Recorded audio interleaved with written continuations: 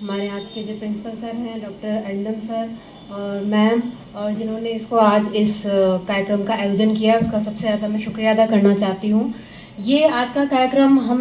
सभी ने, जितने भी यहाँ पे हमारे सम्मानीय जितने शिक्षकगण हैं, उन लोगों ने सभी ने अभी स्वामी विवेकानंद जी के बारे में बहुत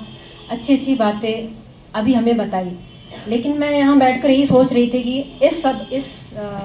युवा सप्ताह, इस कार्यक्रम का नाम है राष्ट्रीय युवा सप्ताह,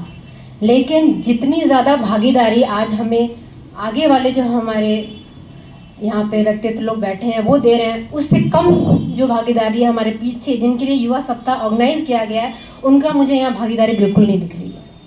तो मुझे ऐसा लगता है जैसे आपको अभी, मुझे नहीं पता यहाँ पर क्या कारण है इस चीज़ का, लेकिन आप लोगों के लिए अगर कोई भी प्रोग्राम यहाँ पे ऑर्गेनाइज करवाया जा रहा है तो आप ये समझिए कि आप उन बच्चों से जिनको पढ़ने का मौका नहीं मिल रहा है, जिनको स्कूल देखने को नहीं मिल रहा है या जिनको कॉलेज देखने का मौका नहीं मिल रहा है, आप उन व्यक्तियों से, उन बच्चों से ज़्यादा आप भाग्यशाली हैं। आपके parents, you should be proud of your parents जिन्होंने आपके मौका दिया,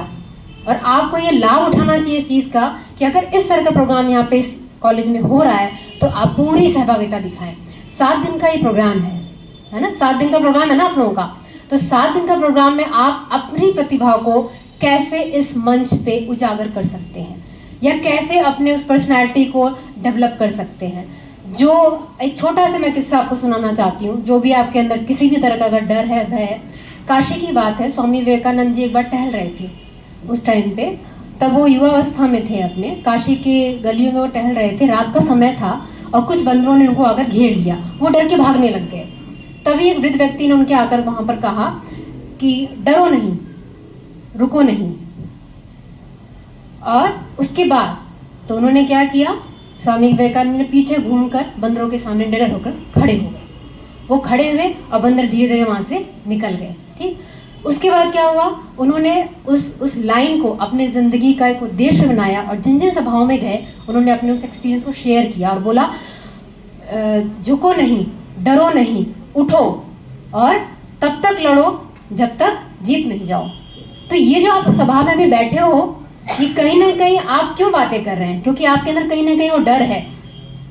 कि अगर ये लोग इस तरह से बोल रहे हैं तो क्या मैं इस तरह से बोल सकती हूँ, क्या मैं इस प्रतिभा को कभी अचीव कर सकती हूँ। तो आपके अंदर डर है, इसलिए आप एक दूसरे से बात कर रहे हैं। अगर आप में थोड़ा सा भी, जितने हमारे यहाँ पे जितने गणमान्य व्यक्ति बैठे हैं, ये अपनी जिंदगी में बहुत अनुभव करके यहाँ तक पहुँचे, अगर आप उनकी थोड़ी सी भी, मतलब मैं ये कहूँगी कि अगर आप इनका मुश्किल से अगर 2 शब्द भी पकड़ सकते हैं और उनकी राह को लेकर आगे बढ़ सकते हैं, तो मेरे ख्याल से हमारा ये जो 7 दिन का जो हम समायोजन करने जा रहे हैं, ये बहुत एक आप लोगों के व्यक्तित्व को निखार कर लाएगा। अगर जितने सभागार में आप लोग मेरे ख्याल से बैठे हैं, इनमें से अगर आप 10 लोग भी इस राष्ट्रीय युवा सप्ताह का असली मकसद समझेंगे तो अपनी प्रतिभाओं को ज़रूर आगे बढ़ाएंगे। तो इन्हीं शब्दों को बोलते हुए मैं वापस से एक बार सबका यहाँ पर धन्यवाद करती हूँ। Thank you so much.